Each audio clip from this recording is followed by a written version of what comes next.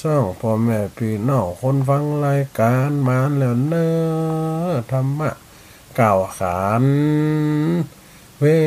ลายำวัน3 โมงบ่ายลาจักถึง4 โมงปลุงแม่ป่าไหลกันมาเศร้าพระอาจารย์เสน่ห์กะหลงได้มาอยู่นี่แต่เล่าคนแก่คนเฒ่าศรัทธาขึ้น106.50ฟังกันมาเหมือนแล้วนะวันนี้ได้มาเวลานั่งจะเลินสุขจะเลินสีจะเลินมีจะเลินไว้จะเลินจิตจะเลินใจไปอย่างสัตตาสาธุชนคนฟังรายการอีปล่อยแม่เวลาบ่าย 3ในขณะนี้ถึงเวลา4 โมงแลงพนนะเนาะวันนี้เราได้มาพบธรรมะกันทุกวันศุกร์ประจำที่บ่ละบ่ลืมกันอีปล่อยแม่เน้อบ่ละบ่ลืมกันเรื่องธรรมะต่างๆเอามามาจ๋าเจรจาพาทีมีคำสอนฟังกันแล้วเป็นเรื่องได้เข้าใจนะธรรมะคำสอนของพระโอธรรมะพระโคตธรรมะควรยึดถือมันฟังเอาอย่าถือตุนยิ้วมันติ้วหินเขาฟังนักฟังเบาหูลึกหูเตือนอาบน้ำวังหินใจเย็นจุ่มขึ้นพอเฮาบอกขาดธรรมะยึดถือเอาสิ่งมีสาระตั้งมันในแก้ว3 ดวงก็คือพระพุทธพระธรรมพระสงฆ์จะไปเป็นไม้1 ใหญ่ 1 กวงดวงจีกินในเป็นเพียงหมดบงเป็นเพียงหมดบงวันใดมาฟังกันธรรมะบรรยายวันนี้ปล่อยแม่หนาวเด้อ2-3 วันนี่นะอาบน้ำกันละกะนะคนเฒ่าบรรยอมจะอาบน้ำกันเวลาเนี้ยอาบน้ำกันเวลาเนี้ยมันบ่าย 3ดอกเราห้องมีแดดก็เอาน้ำมาตักแดดไว้เราห้องมีตีน้ำอุ่นตีปั๊บน้ำอุ่นอันยังก็สบายใจหน่อยนะอยู่ปะแม่เนอะสบายใจหน่อยกระทาว่ามีนี่มันกันลำบากใจอยู่เพราะมันหนาวนะสมัยก่อนแต่มีหรอ สมัยก่อนนี่มีเขียงปั๊บน้ำอุ่นน้ำเย็นอย่างสมัยมันเดียวถ้ามีเขียงปั๊บน้ำอุ่นก็ดีหน่อยเนาะหอกคนเฒ่าอาบน้ำหอกคนเฒ่ามันไข่อดหนาว1 แก 1 เท่าเนื้อบางหนังแฮหรอเนื้อบางหนังบางอย่างน้อยกันหนาวทำลาใส่เสียหยาวันขำสับตับไป อย่างพันว่ากันอันยังหัวเป็ดปลาลุ่มพุ่มปั๊มเพราะอย่างคนเท่าเป็ดแหล่ง มันมีอย่างหรือมันมีกระดูกกับหนังไตไปแม่เนาะเลือดลมกระเตี้ยวมันใครดีเนี่ยกินอย่างแสลงลงไปกัดใจกระตอกกินอย่างจับต้องกะเป็นหม่อนอึดอัดมันมีหันหมดสิ่งที่มันจะเกิดขึ้นกับวัยวุฒิที่คนชราภาพยิ่งหน้าหนาวสัมผัสอีกปล่อยไหมยิ่งหน้าหนาวมันปวดเด้อคนใดที่ปวดเนื้อปวดตัวปวดแข้งปวดขาหน้าหนาวนี่มันซ้ำครบลูกมันเย็นพอเลือดเขาเนี่ยมันต้องไหลลื่นให้ร่างกายเลือดมันจะไหลตลอดเวลาถ้าเลือดมันไหลมันสะดวกมันไปคอนไหนกับปวดหันเจ็บหัน1 ปวดคืนมาให้ปวดแข้งปวดขาปวดแขนหัวจะไปไหวที่ไหนมันปวดแต่นะพระอาจารย์ถัดแม่นแต่มันถึงมีอีปล่อยแม่นเนาะ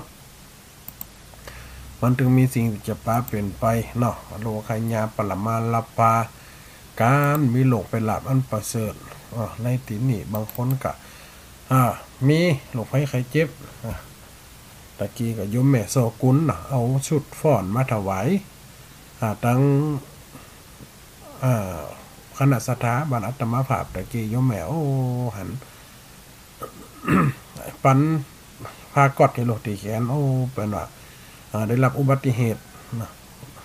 หกล้มแขนเดี้ยปันพาไหวไปหาหมอตะกี้ยมแม่บังกับใส่ศรัทธา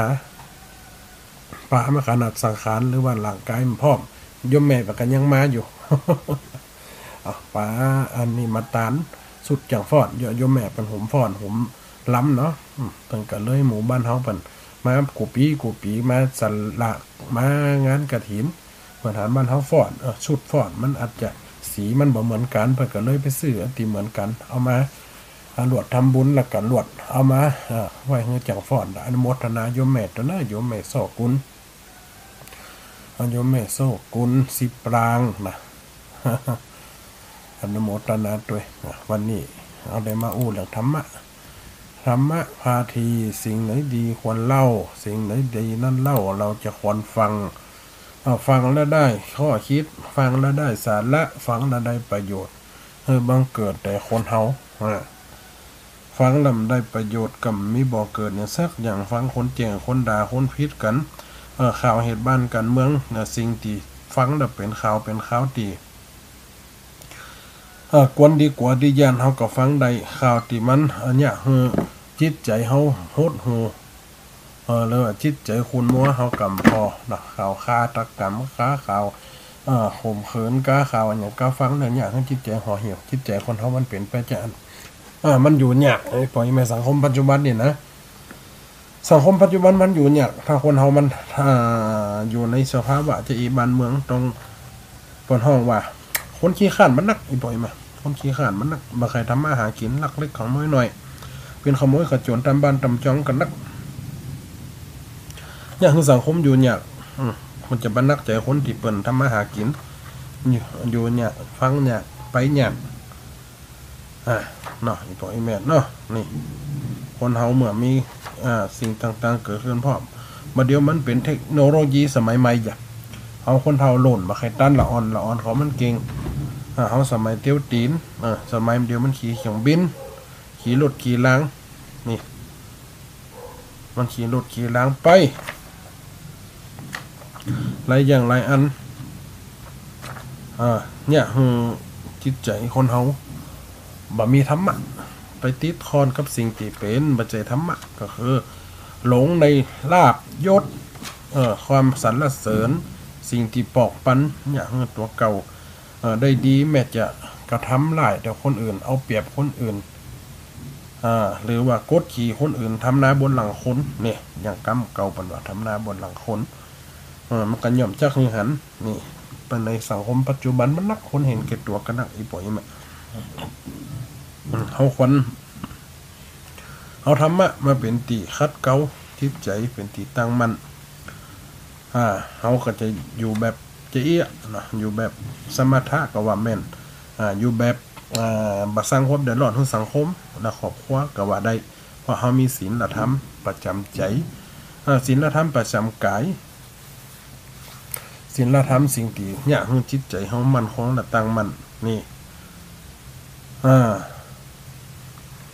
กำลังใจกันไป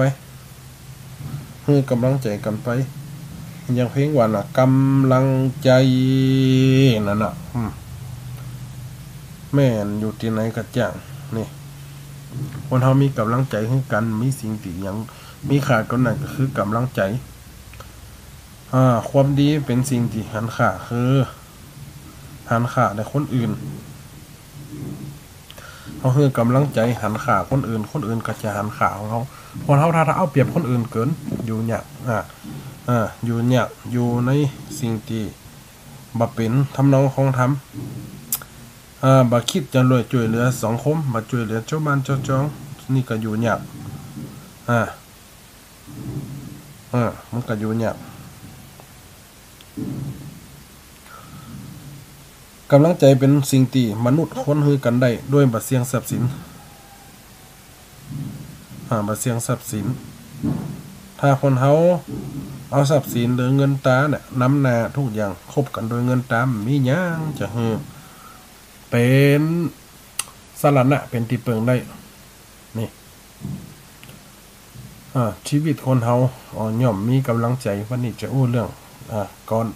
อันคือกำลังใจกันคนเฮาคนเจ็บคนป่วยก็ต้องการกำลังใจลูกเต้าเข้าปั้นก็ต้องการกำลังใจจากพ่อแม่เฒ่าแก่ชราก็ต้องการกำลังใจจากลูกจากเต้าถ้าว่าคนเฮามีกำลังใจให้กันว่าวัดว่าสถานหยังก็ต่างๆย่อมปานเฮากำลังใจน่ะดีที่สุด โอ้วัดกับกำบ้านบ้านกับกำวัดนี่สิ่งต่างๆมันกำกันไว้หรอกำกันไว้เฮือบาได้คนอื่นตกไปในทางที่ชั่วร้ายหรือคนอื่นจะเกิดความชิบหายหรือว่าตกในทางที่นอกศีลธรรมเอาจี้น้ำหรือว่าบ่งบอกให้กำลังใจหรือคนที่เปิ่นอาจจะมีกว่าเฮาให้กำลังใจกันไว้กำลังใจนั้นดีที่สุดนี่เหรอกำลังใจของคนเฮาถ้ามีกำลังใจก็อยู่เนี่ยนี่ผู้ใดไม่จมอยู่ในอดีตไม่พะวงถึงอนาคตเกินไปตั้งใจทำธุรกิจตั้งใจทำกิจปัจจุบันให้ดีที่สุดความสุขนั้นจะนำพาซึ่งความสำเร็จต่อบุคคลนั้นย่อมจะอยู่ตีปลายมือเปิดว่ากิวปูกิวดอยคนเฮาฟอร์มหันฟอหันกิวคนนี่ฟอร์มหันในบานๆนะเพราะว่าคนเฮาเนี่ยเปิดว่าจิกดอยน่ะยังอยู่ชุมาเปิ้นตีนคนเพราะว่ามีความมันนะมีความ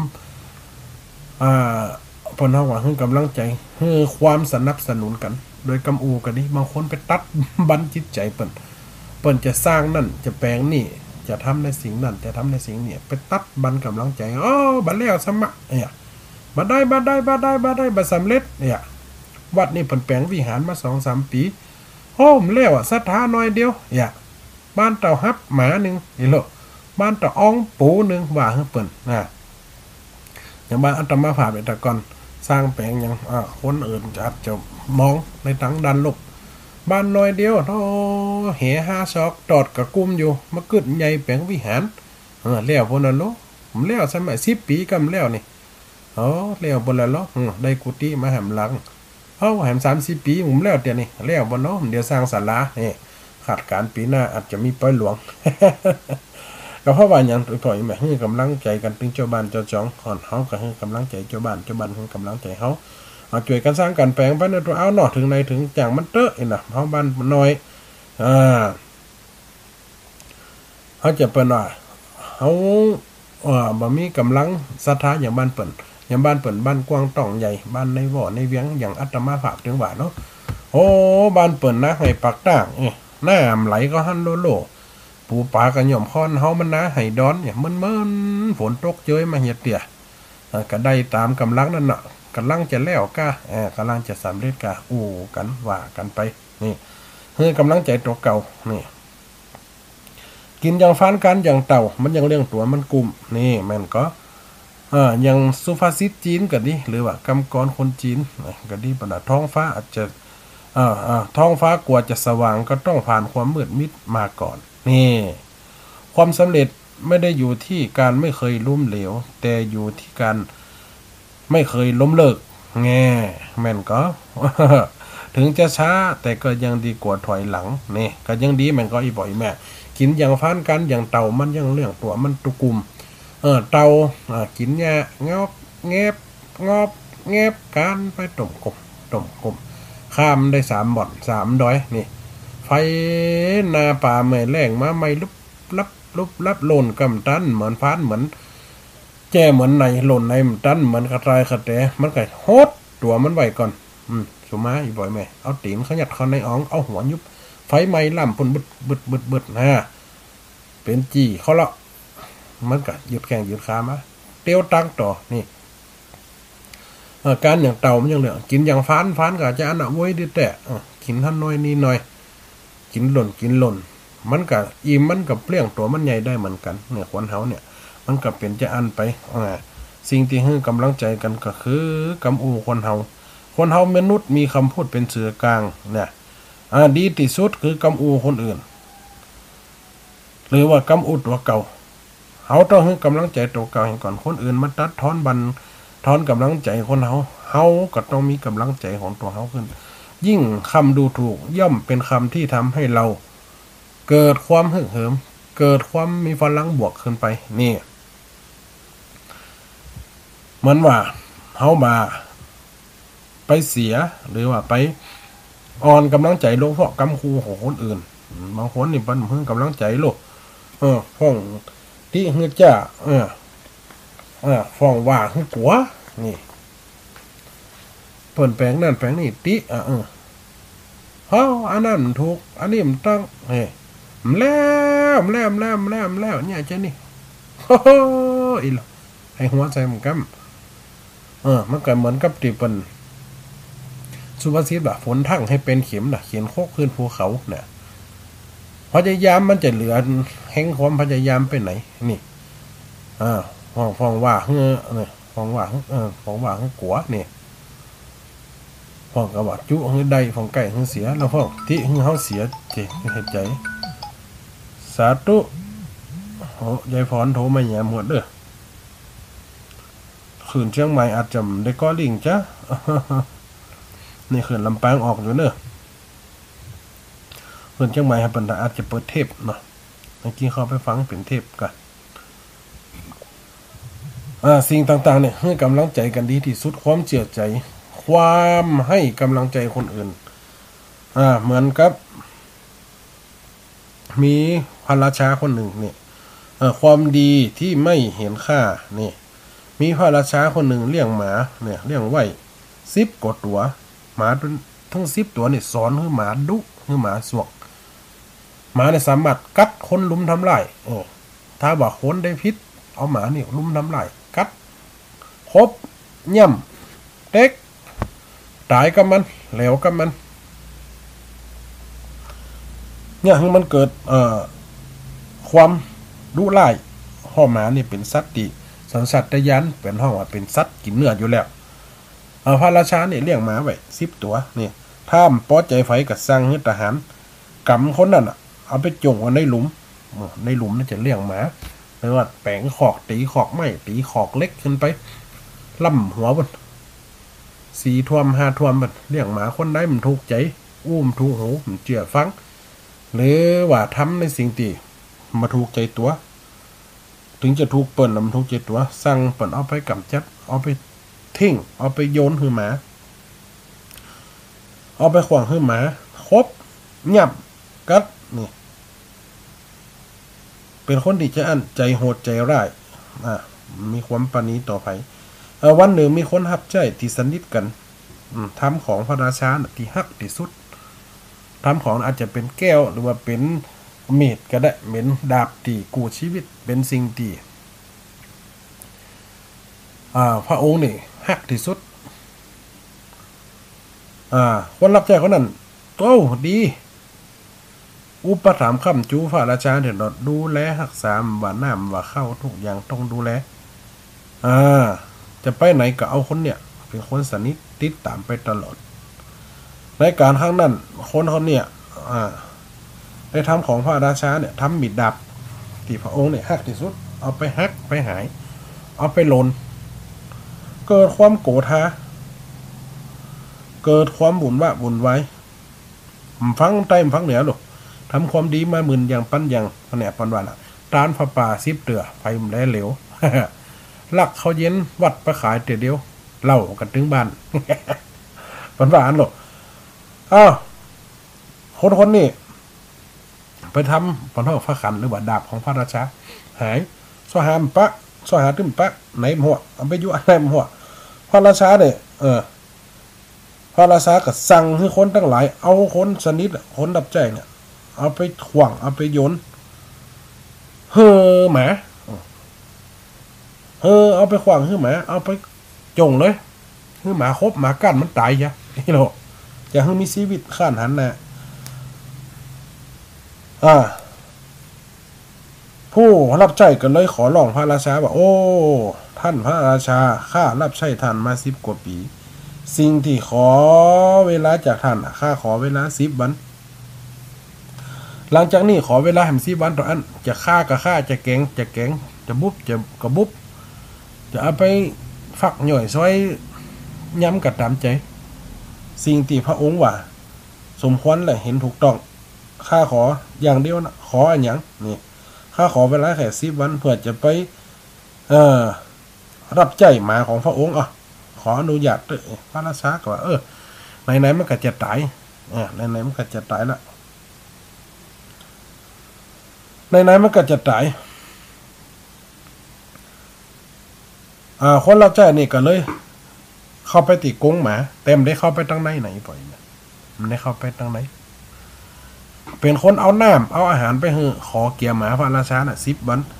วันหนึ่งเก่งเจ้ามาก็เอาน้ำไปให้เอาเขาไปให้อาหารอย่างดีถ้าเป็นเดี๋ยวก็เฟสดีกรีน่ะ อาหารวิสกัดอย่างเนาะเอาไปให้หมาตั้ง10 ตัวก็กินวันแรกเริ่มใครกินผมเคยนะวันที่2ก็ดมมาวันที่3เริ่มกินละวันที่4มันก็เริ่มกินละวันที่5ก็เริ่มกินละวันที่6ก็เริ่มกินถึงวันที่10พระราชาบอกครบกำหนดติมเธอได้ขอฉันไว้แล้วอ้อหมู่เสนามาตั้งหลายเอาหามมันไปหาม4หาม5หาม2แล้วแต่มัดตีนมัดมือมันเอาไปจงในกรงสุนัขเอาไปควางเอาไปถุ่มไปเลยคือหมานั่นเต็ก10 ตัวนะหมาน่ะถ้าได้เขี้ยวเลี่ยมเขี้ยวฟองเขี้ยวร้องเต็มปักเอาไปจงเขาก็มัดสุมาตีนตังไอ้คนรับใจเนี่ยที่รับใจพระราชามา10 ปีเนี่ยทำพิษมาสักเดือทำพิษเดียวเนี่ยพระขันเลยดาบไปหายตอนนั้นตีนตังเขาไปเกิดอะไรขึ้นอีบ่อยแม่หมาทั้ง10 ตัวมันทำลายเลยเข้ามาคลอเคลียเข้ามาสนิทสนมเข้ามาดมมาหอมมาวิดมาเกาะมาสูดแข่งสูดขานี่มาสูดแข่งสูดขาเกิดอย่างเพราะว่าเอาเข้าคือแค่10 วันเกิดการสนิทสนมและมองคือพันธะราชาหันได้หวานเนี่ยขนาดหมาหับใจมันแค่10 วันมันยังหูคุ้นหูบุญบ่ทำในสิ่งที่เลวร้ายบ่ฆ่าชีวิตบ่ทำลายแก่กษัตริย์องค์คนรับใจแห่งกษัตริย์คนรับใจแห่งพระราชาได้เกิดความสะอึกในใจว่าโอ้กูนี่ก็แก่ลำไปบอกมีดาบอันเดียวจะสร้างไหนก็ได้แปลงใหม่ก็ได้จะเอาเหมือนเก่าก็ได้แล้วคนติดดีทั้ง10 คนที่ใจมาทั้ง10 ปีคนติดดีขนาดนี้กูย่ำหันขาแน่โอ้คิดจะทำลายชีวิตเปิ้นเป็นอัดตัวนี่เงาไปลูกจะมาเสียคนดีๆอีไปเนี่ยอีบ่อยแม่เลยเป็นการว่าควรเฮาเนี่ยควรฮือกำลังใจควรฮืออภัยต่อกันควรฮือความเคารพในสิทธิต่อกันถ้าเกิดอย่างอีแล้วขึ้นมาคนเฮาจะเปิดความทุกข์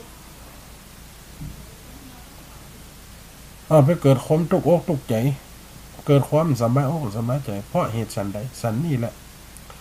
ไม่คิดพิจารณาให้ถี่ถ้วนขบวนความเอาแต่ในเรื่องที่จะเกิดในจิตใจตัวเกิดขึ้นในจิตใจตัวเนี่ยให้เกิดความวุ่นวายนี่เป็นอย่างอันไปเนี่ยไอ้บ่อยแม่คนเฮาควรเล็งเห็นกันในผลประโยชน์ควรเล็งเห็นในคุณค่าของคนควรเล็งเห็นในสิ่งที่ตัวเก่าผิดพลาดไปหรือว่าคิดถึงไป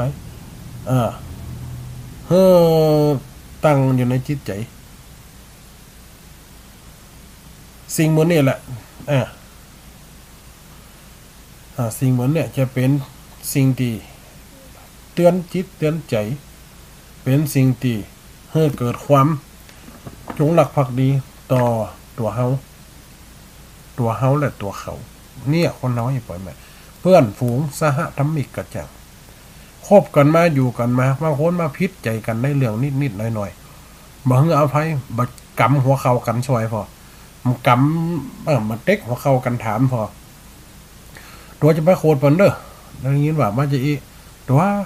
กำนี่มันจะแห้งไปก่อนจ้าถ้าเปิ้นโอ้ตัวฟังตัวเป็นนำได้นำโคตรเปิ้นเด้อเปิ้นว่าจะอันจะอีนะเนี่ยเปิ้นว่าจะอันจะอีคนนั่นว่าจะอีจะอันมาเปิ้นว่าถ้าว่ามันมีเหตุปัจจัยถ้าจะเป็นปัจจัยนั้นเฮานี่บ่ตัวบ่คนที่เป็นเบอร์เป็นเตือนก็ควรเอาพิจารณามันจะมางะถมเว้ยที่มันมาสั่งมาสอนกูโหหมดเนี่ยคนเฮาน่ะจ้าง4 ตีนยังโหเฟือดนี่นักปราชญ์ยังโหลืมทำนี่กินข้าวจับกำยังหลู่สมักนี่แม่นก็อีบ่อยแม่สิ่งมันเนี่ยมันจะย่อมผิดพลาดขึ้นมาได้อย่าไปคิดว่าตัวเก่าเฮาเก่งไปคิดว่าตัวเก่าเฮาดีมีวิชาเต็มตัวมันสามารถจะ เก่งกล้าเฮียกูยังนี่มายังเรื่องเล่าเก่าวันๆเนี่ยคนเฮาเนี่ยทำดีกับเขาไม่ได้ทำดีกับเขาเหมือนกับตกโต ตกโตกับแง่แง่เนี่ยมันร้ายกว่าไอ้ไฟแม่ไฟหูจักแง่ก็แง่เนี่ยมันร้ายหรอมันอย่างจักราเนี่ยมันอยู่ในดินนะอยู่ในหูแง่มันก็ร้ายตกโตก็ร้ายสองตัวเนี่ยเป็นเสเปียนกันเป็นสหายกัน เป็นสหธมิกไปไหนพัตกันหากินด้วยกันกินข้าวด้วยกันสอดด้วยกันกินเหล้ากันด้วยกันไปเอวไปแหวงในกับกอดคอกันไป ดกโตกับไปแย่กับไปตอนนั้นย่ำมีร้ายแต่หรอไปเอวบ้านไหนเขาก็ไล่ตี ดกโตเนี่ยนะกับแย่ไปเอวบ้านไหนเป็นบ่าวลูก ไปเอาไหนเขาก็ไล่บุบไล่ตีมันโอ้มาเกิดในใจว่ะเฮาดกโตไอ้หรออูกับแย่ว่ะเฮ้ยไอ้แย่ยังดกโตข้าว่าสูกับข้าเนี่ยโอ้ไปเอาไหนเขาก็ไล่ตีหัวบ่ะอีโลเขาไปเสาะเฮียนคาถาคามบ่อีโลเนี่ยจะได้เสาะซักยันกะอีโลไปเสาะซักยันซับยัน ไปเสาะซับยันคาถากะซักกะวะปันตัวนี่คามบุ๊บตายข้าตายยิงตายฟันตายอีโลคำนั้นตกตัวกะไปหับขันมาก่อนได้กระถามมันก็ว่าแล้วนี่ว่าปันตัวว่าด้วยก็เอาเข็มมาซับเงี้ยเนี่ยซับลายเป็นเบอร์ตัดขี้ข้างกับเอาสีแดงเขาใส่เอาสีส้มเขาใส่นี่หรอตัดคอกับใส่เป็นสีหนึ่งนี่หรอหลังกับแฮมสีหนึ่งหางแฮมสีหนึ่งงามลายตัวแต่ไปไหนแง่นี่หันหรอหันไปกันไล่อ้วนแล้วก็นะยกหัวขึ้นยกคอขึ้นอวดสีอวดสันว่ากูซับยันมางามเห็นหรอ ซับยันมางามเป็นสีตาว่าแย่ซับหือตกโตฝั่งเห็นหรอแย่ซับหือตกโตโอ้ซับกำได้ก็อก ซับเอาเข็มเขาตั้งก็ออกตกโตมันถึงห้องอกเราเขาจี้ใส่มันนะออก เนี่ยนี่มาตั้งใจตาที่ดรเนี่ยตั้งใจต่อเปื่อนมีความเคารพเนี่ยนี่ซับปุ่นซับเป็ดดรกับเงาลับกับงกหรอ มีเหรอดรเงาลับไปเงาเราไปเนี่ยก็ฮู้อย่างได้กระจ่างตัวไอ้หรอมันรับปล่อยมันรับไปก็น่าก็ซับเพื่อกัดตะโรไล่โกรตีโตเตซับดำซับซ้ำอยู่ที่เก่าติ๊กเป็นผมปลกปลักมันดีงามไฟหันกับกัวแล้วกันนั่นโอ้ตกโตโคนเฮ้ยแย่ว่าโอ้เปื่อนหันกันอย่างจะได้ข้ายังทราบเฮ้ยสูงงามถ้าเวลาสูทราบเฮ้ยข้าย่ำตั้งอกตั้งใจเนี่ยก็เปลี่ยนกันอีหรอแย่ไปในอวดร้ายหรออวดขี้ข้างหรอไปไหนกันเล่นไปอวดเปิ่นตกโตกันเลยอายโหมกล้าจะไปทางใดหรอบุมอยู่ลือฝูลือฝา ก็อยู่ตำหูตำฝาบุมรับรีดตัวไว้แมนหัวมาเหี่ยวปกลกนี่หัวผมปกอย่างกับตกโตน่ะนี่มันเปลี่ยนจะอันไปอีพออีแม่ มันเปลี่ยนจะอันไป เนี่ยเกิดความบ่เสมอฝากในตัวเก่านี่เนี่ยเกิดความเสมอฝากในตัวเก่าเป็นความดีกรรมเก่าปะตึงหวานเนาะเนี่ยกรรมเก่าปันว่าว่าให้เกิดความอันนี้ขึ้นมาเนี่ยอีพออีแม่ในสิ่งเหมือนเนี่ยคนเขามันตั้งใจให้กันมันตั้งใจเนี่ยมันตั้งใจทำมันตั้งใจในสิ่งที่จะให้คนอื่นจะตั้งใจให้คนอื่น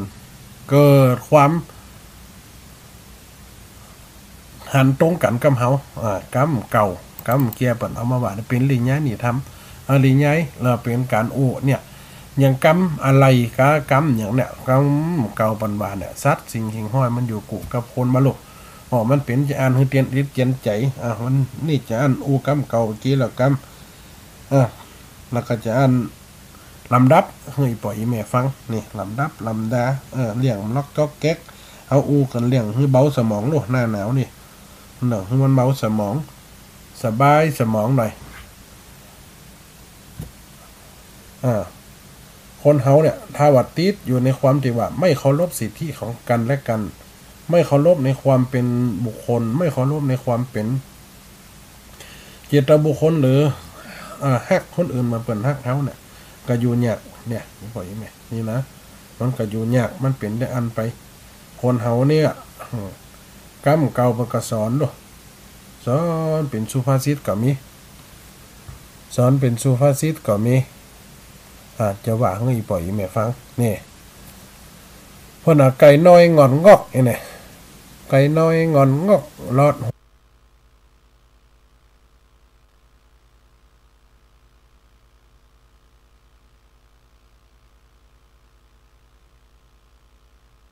หัวตาแสงใจแห้งควายงานต้องการลากไม้อย่าปลาลิมกินเบ็ดเป็ดเซาะกินหอยกวางฟานเอวดอยเก็บกินบักเกิมนี่มันเป็นกำแล้วก็แก๊กอะไรไปแบบนี้โอ้มันม่วน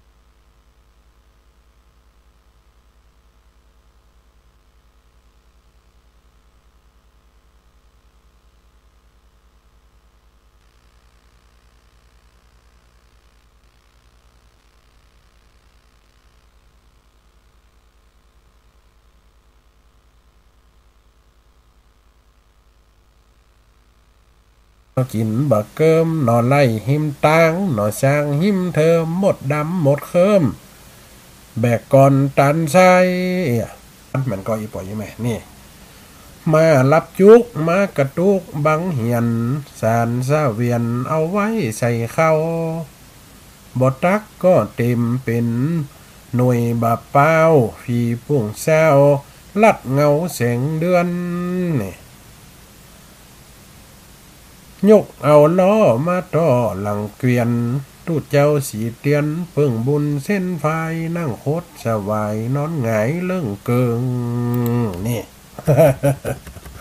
โคตรสวายนอนหงายเรื่องเกิงอย่างแฮมนี่ลูกจิ้นถั่วงอกนี่นอนหงายเรื่องเกิงลูกจิ้นถั่วงอกมายอกก๋วยเตี๋ยวนี่มะกู้หอมเจียวเปิ่นยังใส่ตั้งหน้าเปิ่นว่าส้มตำมาตำน้ำห้าเข้ากันแต่ว่าตึงน้ำบานนาวตาบ่รับมาครับเปิ้นหาวบะคามควักเหงายังงอร้องงองจืนหนังป้องมายองน้ำเงียวเป็นกำแล้วก็แกจริงๆก็มีความหมายของมันเก็บฟักใส่ซาเกี่ยวหญ้าใส่กยเปิ้นว่านำบวยบ่ไก่น้ำมอยกฝาบังมาตั้งฝาต่อบกห้องรอต่อตีนใจข้านี่ต่อตีนใจข้าไม่คันแนบมาแอบจนฝาเอาน้ำปลาฮดบาม่วงชมไข่กินลาบขมงมหาน้ำเพียตอกยาวมัดมันตอกสันมัดตายบ่เต้าแห้งไหวทักลายปอบห้าเจื้อไก่คันมันเงียนหน้าขึ้นฟ้าตบปีกอาห้องตาเดือคม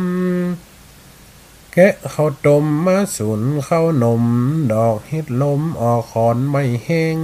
กินซาบะแดงแสวงหาจรหมูหลอดคอกตอกกินน้ำแกงเฟสตาปอแดงบ่มีแกบสุนเขาเนี่ยตกโตหนังลายอ้ายบ่ป้นปะโหเนี่ยจะกาม่อมเล่าลากไปซับยันเนี่ยติว่าตะกี้นะ ซ่อนตัวเก่าไว้กว่าคนใดหันมาบ่เพ่งฟันคิวยังข่าวฟ้องไฟหันคนเตียวไก่ยี่เขี้ยวใส่แง่งแง่งเนี่ยเป็ดย่างก้นกึ่งบึงนาลงหนองไว้น้ำในคลองงมหอยปากเบล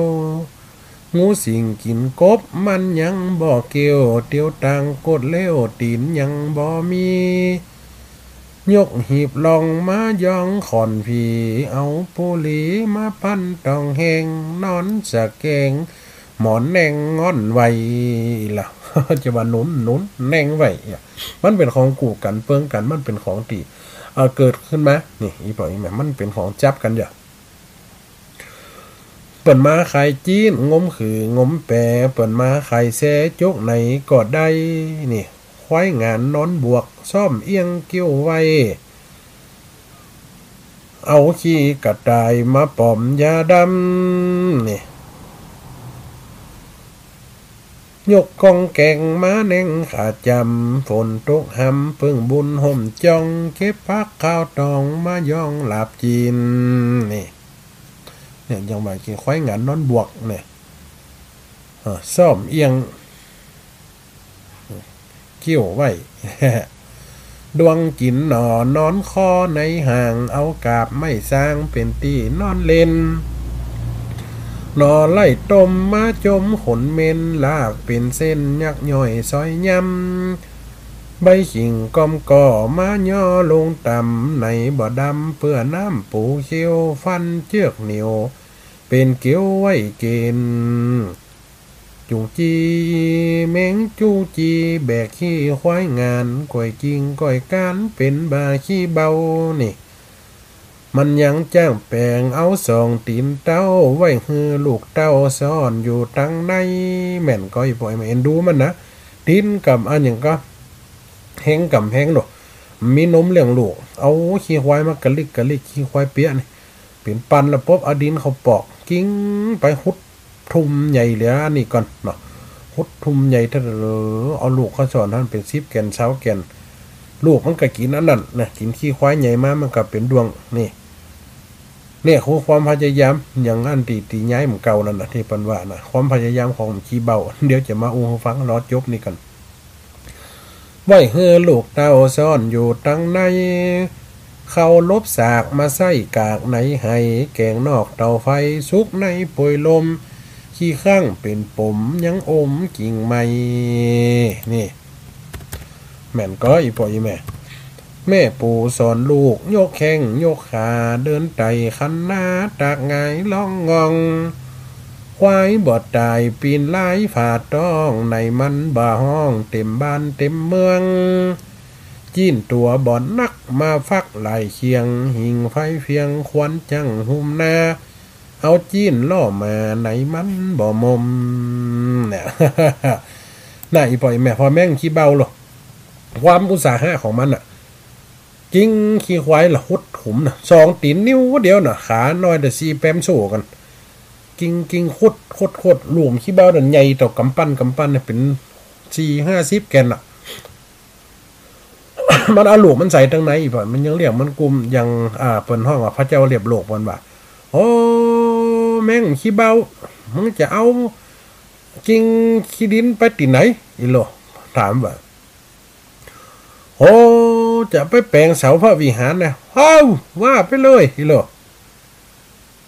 จะไปแปลงได้จะได้โอ้นี่จะได้ตัดออกแหมซอกนี่อีโล ขี้เบามันยังปวดตัวว่าจะได้ตัดออกแหมซอกนี่มันว่ามันก็ว่ามันใหญ่เสียงตึกอ่ะมันก็ความสามารถเกินตัวอีบ่อีแม่เนี่ยอันก็อย่าแม่งคิดตึกฟ้าน่ะแม่งคิดตึกฟ้าที่อันก็ตามดินตามอันอย่างน่ะตามดินตามจนเต็มมันเลี้ยฝูเลี้ยฝาน่ะสมัยมีหอยแว่นหอยอันยักษ์มาน่ะเคียงคิดตึกฟ้าเปิ้นว่าโอ้คิดตึกฟ้ามึงจะไปตีไหนการอยู่นี่ไปไหนมันพ้นโต้งไปไหนมันตันเปิ้นน่ะโอ้ข้าจะไปเสาะกินข้าวไงไอ้โลไปเสาะกินที่ไหนป้นนอกโลกพุ่นน่ะกะอีตีนฟ้าแผ่นดินสุดปุ่นว้าวหกอย่างฟันมันยังตัวไอ้ไปเหมือนตันขอฟ้าจักรวาลที่ไหนโอ้นี่จะไปตันกินเข้าไงปุ่นแหมก่อนนี่อินโลนี่ ความพยายามของสัตว์น้อยมื้อนี้อีบ่อีแม่นี่คือความใหญ่คือความตีมันคิดใหญ่ๆของมันอันนี้หันก็อีบ่อีแม่ได้ฟังเมื่อกี้เนี่ยคือความไว้ใจของคนเฮาการอยู่การตั้งตัวอยู่การตั้งตนอยู่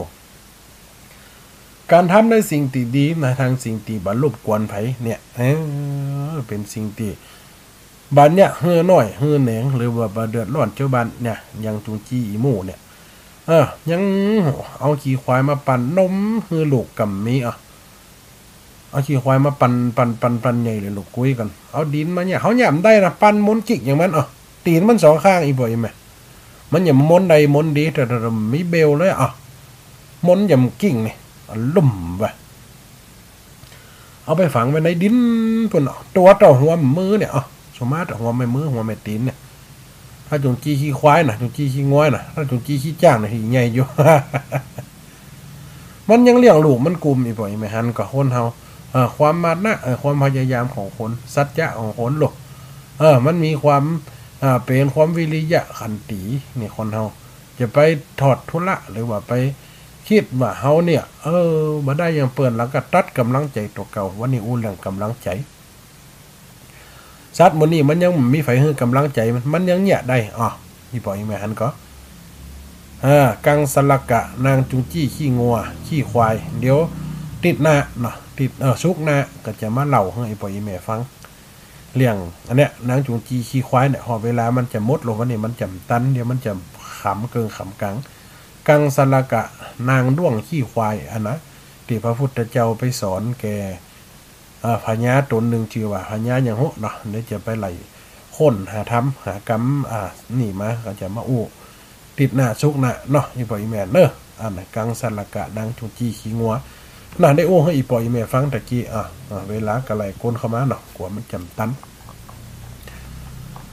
สิ่งวันนี้มันมีความมะนะของตัวอย่างไก่น้อยหลอนงอกไก่น้อยงอนงอกหลอนหัวแต่แสงแมวขึ้นกำแป้งห้องอยู่มาแมวนี่กำปุ้งสารเหที่บนปลายเป้าแมงไม้แมงเหมาตอมเงาแสงไฟกำปุ้งมันยังไปสารเหบนปลายเป้าปลายตานปลายล้านบดมันยังขึ้นไปได้มันยังได้กินแมงอีกปล่อยแม่นี่เขียดน้อยตะเทบแอบก้อนขี้ไถมานอนคันใดยังเห่าในขวางบานใจแห้งค่อยงานต้องการหลักไม้นี่ปลาลิมกินเบ็ดเป็ดซ้อกินหอยกวางฟานเพิงดอยคลิปกินบักเกิมนอนไหลหิมตังหนอสร้างหิมเทิมหมดดำหมดเขิมแบกก้อนตันซ้ายแมงบงแก่นอนแฝหางไหมมันกู้ก็ใช้มันใจก็ซ่อนโอกับนอนนี้กันบ่โป้นเป็นห้องสีบ่นี้กระสอบเป็นเฮ็ดทอบออกกองบ่ฝาน้ำพริกแมงดากระพักละหนึ่งน้ำบ่ไหลขอนมันบ่ยึงตะตุ่มตึงตีกองต้วยแน่กระกอกซ่อนป้านกันบัวซ่อนแหน่บัวร้อยบัวแลเอาแคว้นนำดันเมื่อเครือเขาหวันปันต้วยกิ่งเลิ่งมาลักจุกกระตุกบังเหียนสารเสวียนเอาไว้ใส่เข้าวัดตักก็เต็มเป็นหน่วยแบบเป้านี่ฝีผงเศร้าลัดเงาแสงเดือน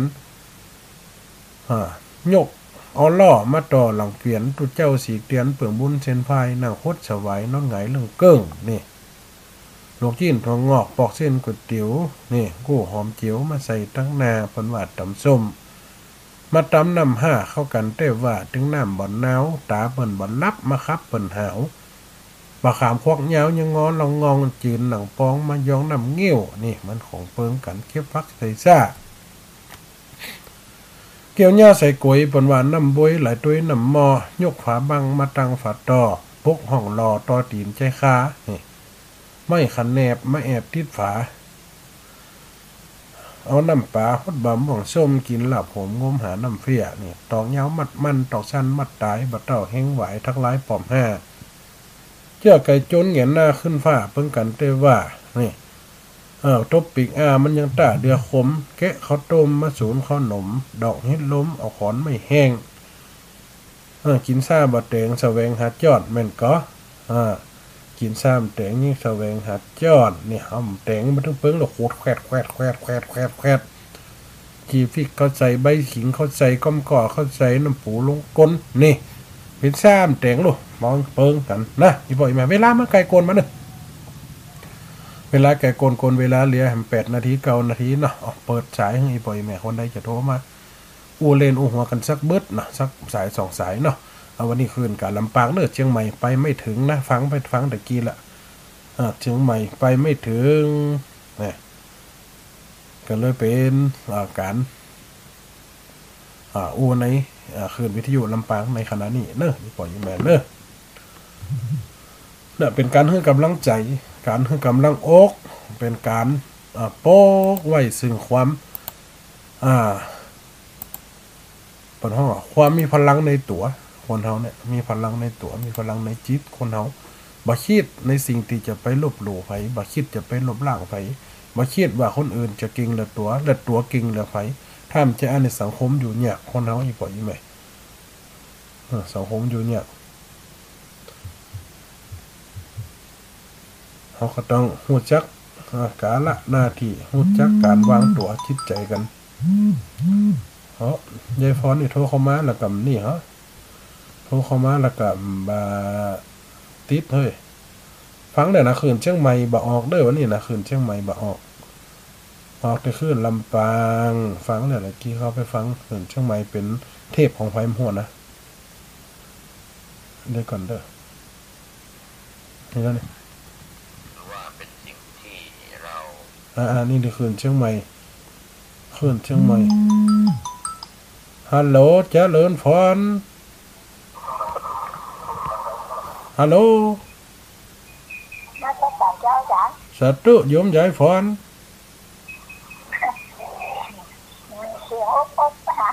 ฮะใจกล้าดังบวกกะกับคืนเชียงใหม่มีแล้วนี่เปิดฟังมีน่ะเป็นเทพไพโมนะ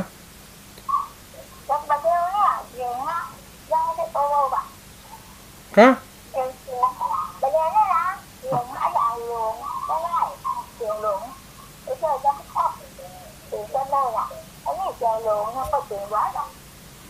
ใจกล้า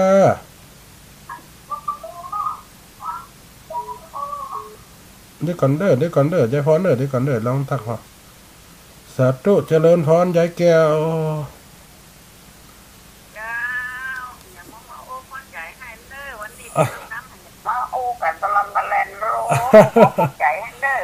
อันละคืนบ้านเฮาชัดก่อนไหมคืนบ้านเฮาชัดก่อนชัดกันดีก็ฟังคืนเชียงใหม่หมู่ใจนะตะกี้นั่นเป็นเทพเด้อยายพรเด้อตะกี้น่ะเป็นเทพนะยายพรฟังแต่เขาก็เข้าไปฟังมันเป็นผู้เจ้าอู้ภาษาไทยเหรอภาษากลางให้มันใจ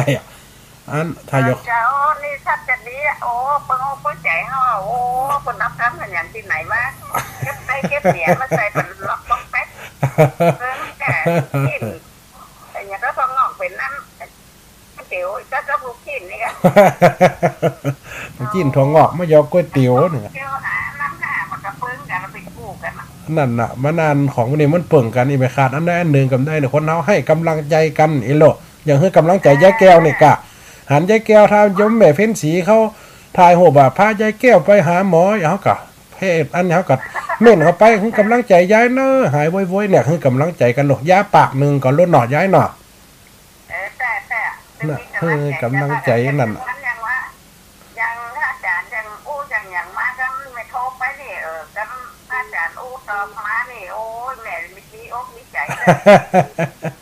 ก็น่ากะนั่นน่ะวันที่คืนเชียงใหม่มันใจนะวันนี้นะอันคืนได้การน้ำปังฟังแล้ว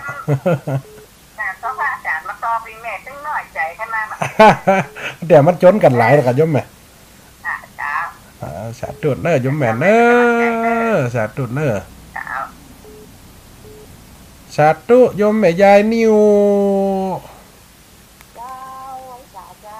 สาธุจะย้ายหน่อยกันย้ายอย่างนี้ก่อนเด้อเท่ากันเด้อโยมแม่อย่างก็ตีอันตาเขาน้อยกะใช่แล้วที่แม่ท้องซุกแม่ท่าเพแม่ท้องซุกแม่ท่าก็เบอร์โทรอย่างก็ย้ายหน่อยเลยเบอร์โทรตั้งหลังนี่256อย่างย้ายหน่อยเลยฉุบมาจำอันเบอร์โทรฟิต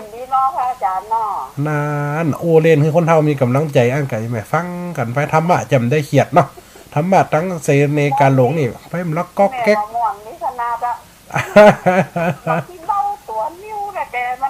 นั่นน่ะไอ้แม่เนี่ยกำลังใจ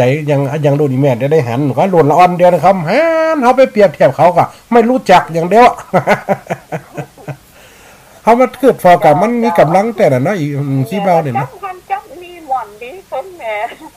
เกี่ยวว่าล็อกบล็อกแบ็คแต่เนี่ยนั่งใส่หัวมีคนเดียวอ่ะชัดเจนไหมต้องมาเท้าชัดกับไหมต้องไหมท่าชัดเจนจ้าต้องไหนผ้าที่ชัดเจนจ้าตรงนี้ง่ายเสียงดีแหละอันนี้อันตั้งแต่ซื้อไม้ใหม่เนี่ยนะตะกี้ขึ้นเชียงใหม่ผมแจกนะยายฟอนโทรมาติ๊กๆผมได้ยินกันมานะยายฟอนนะสาธุโยมแม่เนาะโยมแม่นั้นสาธุได้โยมแม่เนาะเจ้าม่วนดีสาธุไปอ้าวแหมสายหนึ่งแม่ยายบัวไขหายไปนานกับนั่นไปอันงานอาจารย์ไม่งานอาจารย์ชิมป้ากันกำ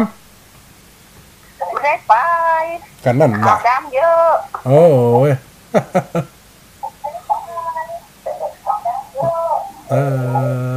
เป็นว่าอันน่ะว่าสอหายายบัวไข่มาเฮ้ยนะ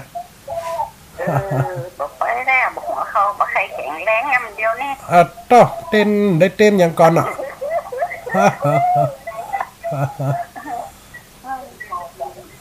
เดียวนี่ไม่ยาววันแม่คำวันนี่จะเลินฟ้อนเนอะโยมแม่คำวันเนอะฟังแต่กันฮั่นล่ะ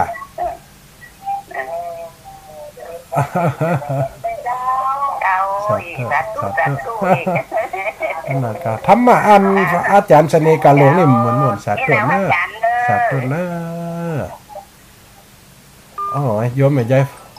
ายฟ้อนกับโทษติ๊กกับพ่อตั้งเชียงใหม่คืนเพิ่มเติงเลยวันนี้เนอะสัตว์ตัวจะเลินฟ้อนสัตว์ตัวโยมแม่โบนอันนี้จำได้ทั้งสองซีมเหมือนไฟต้องป่ายนี่คนหวานที่เริ่มแรงนี่กับหวานกูสมมงอ่ะแรงหวานเป็นข้าวเป็นเชี๊ยนะว่ะวันนี้หวานเป็นอันข้าวต้มมาใส่ขนมเลยนะเป็นร้อนแบบก่อนไม่ให้นั่นน่ะเราจำได้ฮะความจำดีเหรอคนเท่านี่อย่างสลับหูประเด็นเงินตอนตายเลยกินชาบัดแดงเนี่ยให้ล้มเอาขอนไม่แห้งแค่ข้าวต้มมาสูนขนมดอกให้ล้มเอาขอนไม่แห้งซาบัดแดงแสวงหัดจ้อนเนี่ยมันถึงเปิงกันหรอแล้วจ้อนเขียวๆฉันเปิงละขูดแควดนะอันซาเนาะแม่มาชอบกระเทียมแม่จะจอนคู่นั่นน่ะมันเก่าหรอมันถึงหลุนอันจอดนึงนั่นหลุดแควดนี่นะเวลาเขาไปสับมันยังไงเนาะแม่ไหนแม่มันอันมันต่ำไปไงจะอันนะใครอันนั้นนะแกนแบบน้ำแก้วคั่วแล้วก็ต่ำใครล้ำนะบางของกระใส่มันพอดินนะแม่เนาะน้องอันอาตมานี่มักเป็นใส่น้ำปูด้วยแม่น้ำปูแม่กินได้แม่มะหัวแม่ต้องกินนะก้อนแค่กินค่ะตั้งทันเมาหัวมากระตึงหัวกินมาแต่งสั่งแล้วก็มากินหลายคนนะแม่เพราะว่าอันแต่งมันอมหน่อยนะมันสาวน้ำปูมันแกะเนาะแต่หลายคนเป็นได้นะมันเด้ใช่ค่ะมากินมาแต่งร้ายแล้วนะซ่านะว่าถั่วดินใส่เดี๋ยวแกนมันน้ำเชี่ยวเขา